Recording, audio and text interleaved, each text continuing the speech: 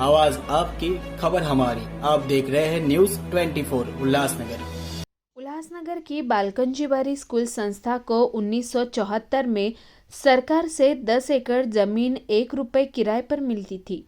शिकायतकर्ता आनंद शिंदे का आरोप है कि संस्था से महापालिका केवल 10,000 रुपए संपत्ति कर वसूल रही है, जबकि 8 रुपए प्रति वर्ग फुट की दर से यह कर 80 लाख रुपए होना चाहिए।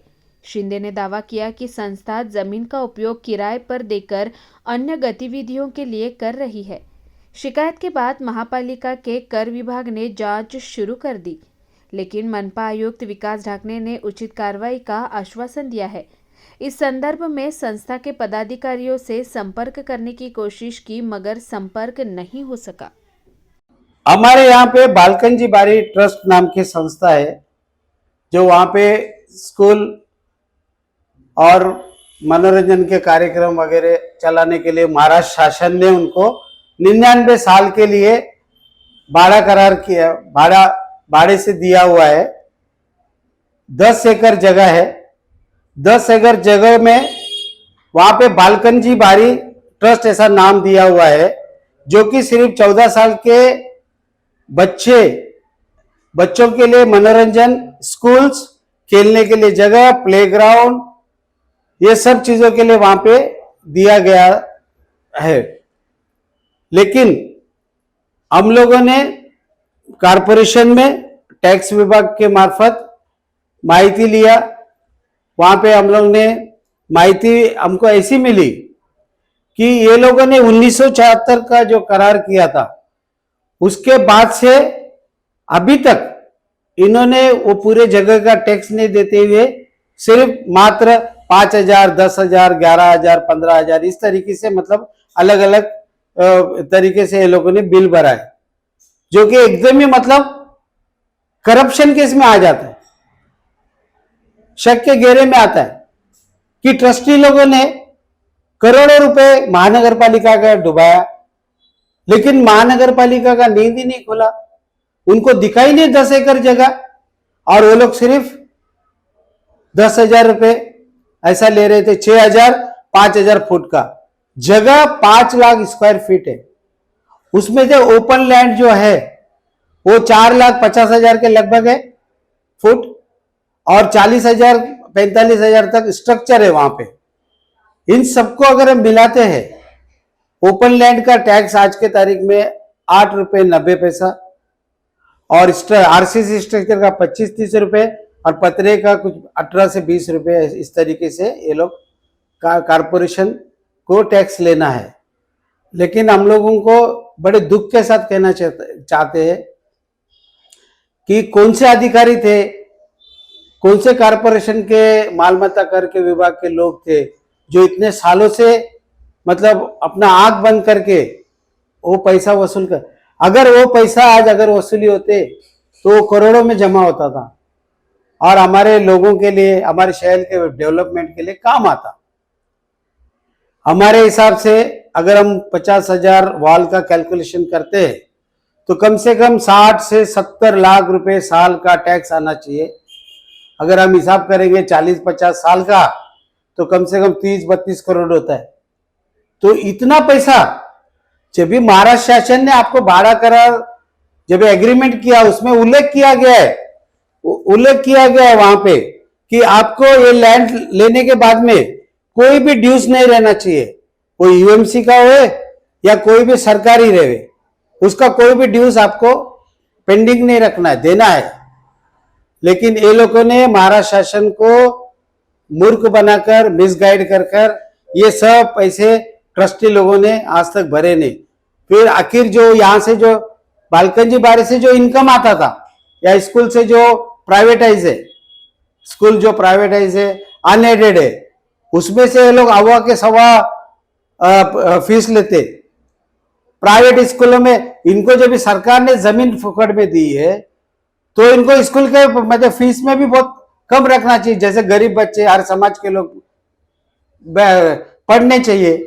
इन्होंने ऐसा किया नहीं। आखिर फिर ये टैक्स के पैसे और जो आने वाले पैसे और सीआरएस फंड से जो बाहर से आए हुए जो बड़े बड़े उद्योगपति और शहर के माने जाने लोग देते रहेंगे, तो उसका हिसाब कहाँ है?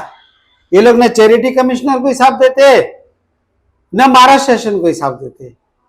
तो इन सब चीजों का चौकसी होना चाहिए और ये जितना जो पेनल्टी के साथ इनको जो लगेगा ये सब वसूली ट्रस्टी लोगों, जो ट्रस्टी लोग है उनके इंडिविजुअल प्रॉपर्टी जब्त करके इनसे वसूल करना चाहिए और शहर के विकास के लिए सब करना चाहिए। और ट्रस्टी है और जरा इनका नाम खुलकर बताएंगे। ट्रस्टी देखिए कैसे है, कुछ ऐसे नाम है, 12 नाम है अभी दिए हुए, जो अभी नए दिए हुए, क्योंकि 1985 के बाद में इनका ना कोई ऑडिट हुआ है न चेंज रिपोर्ट हुआ है चैरिटी कमिश्नर में। वहां पे 1986 में चैरिटी कमिश्नर ने फाइल क्लोज कर दिया है, मतलब ये संस्था बंद हो गई है। तो 1986 के बाद में ये संस्था को चला कौन रहा है और पैसे कौन वसूल कर रहा है, ये सब जानकारी का विषय। इनका प्रेसिडेंट मैंने ऐसा नाम देखा विजय मंगतानी है और आरेश दादलानी करके जो नाम है वो फॉरेन में ही रहते सैन मार्टिन में। वो सालों में कभी एक आध बार चक्कर मारते रहेंगे, उसके बारे में हमको जानकारी नहीं है। कुछ नए ट्रस्टी लिए और जो सात जन जो जूने ट्रस्टी थे 7 जन का, उनको नोटिस कौन से एड्रेस पे दिया हमको पता नहीं है, उनको किस तरीके से निकाला ये भी जांच का विषय है। चैरिटी कमिश्नर से हमने मांग की है और हमारा आने वाले 21 तारीख को 21 जनवरी को वहां पे माननीय धर्मादाय आयुक्त के सामने हम लोगों ने ऑब्जेक्शन लिया हुआ है कि ये ट्रस्ट का जांच किया जाए, जांच करने के बाद में इनका ऑडिट किया जाए और जो सच्चाई है वो लोगों के सामने लाया जाए। और हम लोग का 9 तारीख को माननीय प्रांत डेप्यूटी कलेक्टर विजयानंद शर्मा जी के पास 9 तारीख को हेयरिंग है, उसमें भी हम लोग ये मांगनी करेंगे ये संस्था का जो जमीन है वो अपने ताबे में ले और लोक उपयोगी और अच्छे कोई संस्था को देकर और कारपोरेशन को हैंडओवर करके कोई अच्छा सा मतलब शहर के विकास के लिए ये जगह दिया जाए, ये मेरी मांगनी है। आपने कहा कि साल का 80 से 90 लाख होता है, तो ऐसा कितने साल हुए तो कितना करोड़ का होता है? अगर हम साल का 80 लाख पकड़ते तो 40 साल 50 साल का पकड़ते तो 30-32 करोड़ तक जाता है।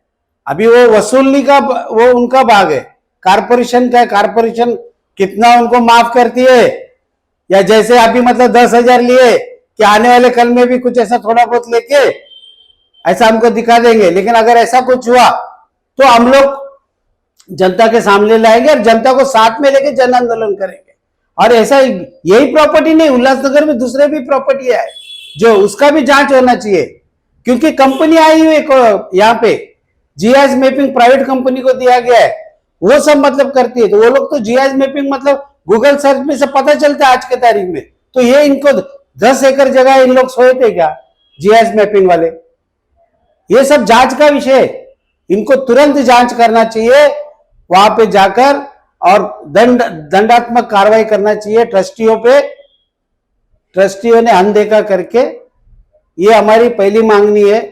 और हर समाज के लोगों को वहां पे एंट्री दिया नहीं जाता है। पालिका आयुक्त से इस विषय पर लेकर कुछ चर्चा हुई है? अब पालिका आयुक्त को भी लेटर दिए हमने, माननीय पालिका आयुक्त को भी हमने लेटर दिए है जांच करने के लिए। उनको सब ये विषयों पे चर्चा किया है। आजू बाजू के सब दलित बस्ती है, वहां पे गौर गरीब लोग रहते हैं, हर समाज के लोग रहते हैं, उनको आने जाने नहीं दिया जाता है। वहां पे एक मंदिर है, मंदिर का भी बीच में विषय ऐसा हुआ था कि जया मोहन साधवानी ने मंदिर हटाने की धमकी दी थी, फिर आंदोलन हुआ, फिर वो माफी मांगी। तो इस तरीके से वहां पे लोगों के वहां पे घरे तोड़े जाते हैं, बाउंड्री के बाहर के भी, बाउंड्री के बाहर की जगह भी अपने संस्था में लेना चाहते हैं। वो भी जांच का विषय है, उसका भी जांच चालू है सिटी सर्वे ऑफिस में। माननीय जो एडिशनल कमिश्नर है गवस साहब के पास वो भी पेंडिंग है उस बात का। वो देखिए कारपोरेशन का काम है, ये पुलिस का विषय है या महाराष्ट्र शासन का विषय है, उसमें दिख तो रहा है सब सामने। मतलब जांच हुआ ही नहीं है, चौकसी हुआ ही नहीं, माप हुआ ही नहीं है, तो अंदाजे माप 10,000 11,000 लेते। तो ये तो शक के घेरे में तो खुद ब खुद कारपोरेशन आ रही है। उसमें जो हमारे जैसे इसमें देखिए ये लोग हमको भी तकलीफ दे सकते हैं आने वाले कल में। हम लोग तो मध्यम वर्गीय लोग हैं, हमारे जो हम लोग को, अब हम लोग के ऊपर ऐसा डर लगता है कि कहीं हमारे पे जांच नहीं बिठा देवे लोग, किसी इसमें अटका नहीं देवे, क्योंकि इतना बड़ा मैटर आज करोड़ों का मैटर है। और आप सब जानते हैं कि इतना बड़ा मैटर में जो कंप्लेनर है उसका क्या हालत होता है, लेकिन फिर भी जनता और ये सब हम लोग को सहयोग कर रही है। लोग हमारे साथ है, जनता हमारे साथ है, शहरवासी हमारे साथ है, अधिकारी हम लोग के साथ है। ये मैं आशा करता हूं कि जल्दी से जल्द ये भ्रष्टाचार का खुलासा होना चाहिए, यही मेरी विनती है। हम कारपोरेशन के सामने धरना देंगे जनता के साथ में बैठ के, ये विषय को हम दबने नहीं देंगे।